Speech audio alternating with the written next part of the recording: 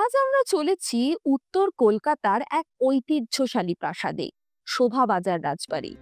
1800 শতকে মহারাজ নবকৃষ্ণদেব এই রাজবাড়িটি তৈরি করেন। তিনি ছিলেন রবার্ট ক্লাইভের ঘনিষ্ঠ এবং ব্রিটিশ আমলে বাংলার অন্যতম প্রভাবশালী ব্যক্তি।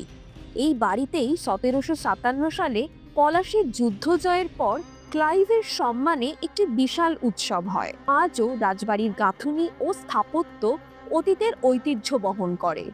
সাধারণ দিনে এটি সর্বসাধারণের জন্য পুরোপুরি খোলা নয়, তবে দুর্গাপুজোর সময় এখানে প্রবেশ করা যায়।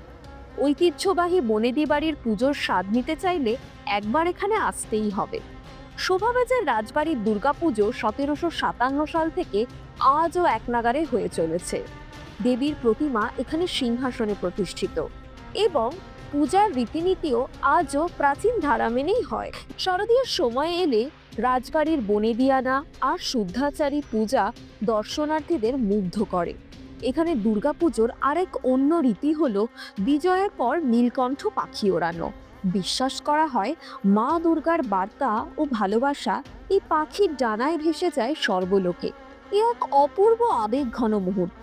শুধু পুজো নয়, শোভাবাজার রাজবাড়ি হলো কলকাতার ঐতিহ্যের প্রতিচ্ছবি, ইতিহাস, সংস্কৃতি আর অনুভব যেখানে একাকার হয়ে মিলে গেছে।